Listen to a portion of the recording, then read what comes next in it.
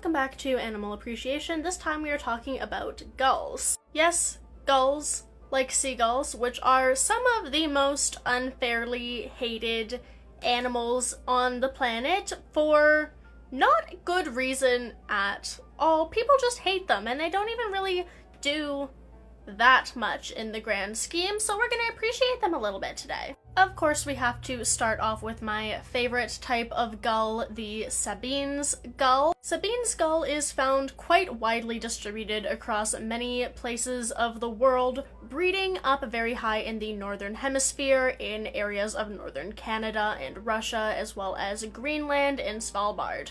When not in breeding season, they're found pretty widely distributed across the coastal areas around the Pacific and the Atlantic Oceans. Next up, we have the American herring gull, which is probably the one that most people in North and sometimes South America are familiar with. It's the most common seagull in North America and can be found all the way up from Alaska and Canada, down through Mexico, and even in some areas of South America like Venezuela. Next is Ross's gull, a very unique species. While most gulls have mostly gray, black, and white plumage, these guys are the slightest bit pink. They're one of the smallest gull species in the world and not super common. They're found in a few areas of northern Alaska, over to Russia, and a couple select areas in Europe and northern Canada.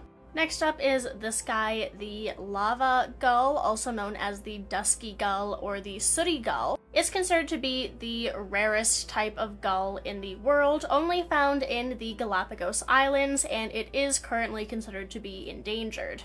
Next up is the black-headed gull, another very, very common one that can be found across a ton of different areas, largely in the east. It can be found in some places of Africa, mainly coastal areas, quite widely across Europe, and over pretty much the entirety of Russia over into places like China and India. Now, it's important to note that the majority of gull species are very heavily migratory or vagrant, and most of the ranges that I'm saying, with a couple exceptions like the Galapagos gull, don't have a consistent range across all parts of the year. If I say that they can be found all the way up in northern Canada down to countries like Chile and Argentina, most of the time they're not found in that place all throughout the entirety of the year. Most of the time they breed in one place and then hang out in the other, or vice versa. So in cases like this one, the black-headed gull, they're not always found in Africa and China at the same time. Most of the time they're vagrant and found there at different parts of the year. Next up we have the ivory gull. This one is a juvenile, and you can tell by the fact that they have black in their feathers. As ivory gulls age, they typically turn from white with a little bit of black in them to a solid white color. They're typically a northern bird and are found in areas of Canada, Europe, Asia, and Greenland. This lad up here is the Pacific gull. It is the largest gull species and is pretty much only entirely found around Australia. Next up is this fellow, the swallow-tailed gull, which is kind of like if a pigeon was also a seagull. It's found pretty much only around the Galapagos Islands, but also occasionally off the coast of Peru and Ecuador, and this guy is actually pretty much entirely nocturnal. It's described as being the only nocturnal seabird in the world, and that's because it feeds almost entirely on a nocturnal squid.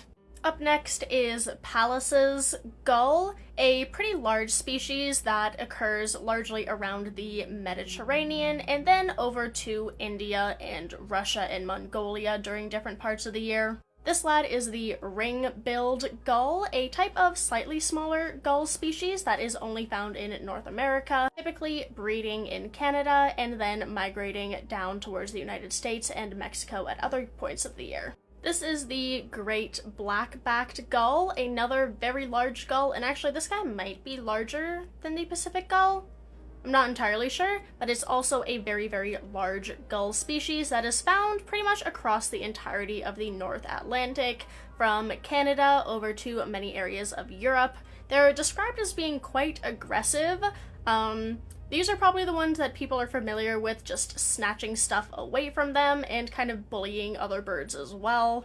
Next up is the little gull, the smallest species of gull in the world, the direct opposite from the last one. They're also quite a bit less common, spending most of their time up near the Arctic in areas of Russia and Europe, and occasionally over to some places in Canada and the northern United States. Next we have Audouin's gull. Another quite rare gull species is only found around a couple areas of the Mediterranean, as well as the Iberian Peninsula and some areas of Saharan Africa.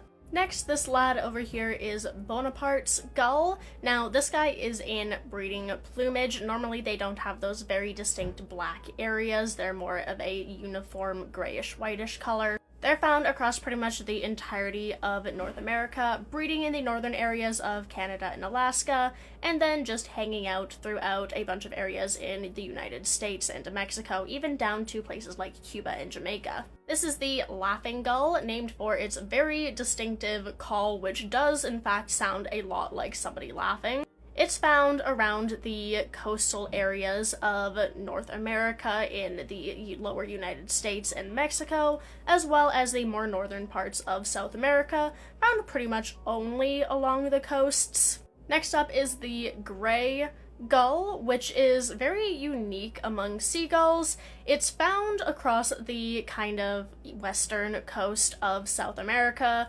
around Chile and Peru and Ecuador. And it's unique because it actually breeds in the Atacama Desert, which is one of the driest places in the world, which is very odd for seagulls because typically they breed around water and coastal areas and not in deserts.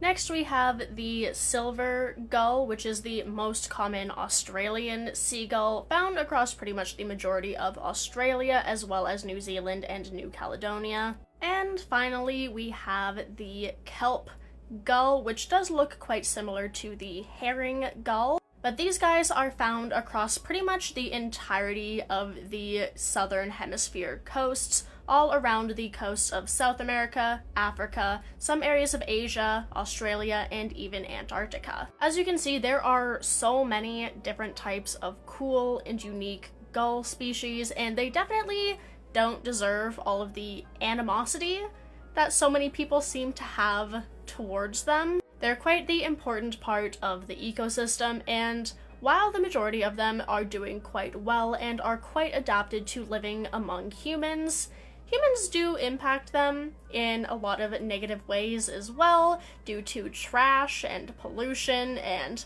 unhealthy foods that cause obesity and other diseases in seagulls. So while they're not the most charismatic or elegant of birds, they do deserve the same respect and appreciation that we give other animals.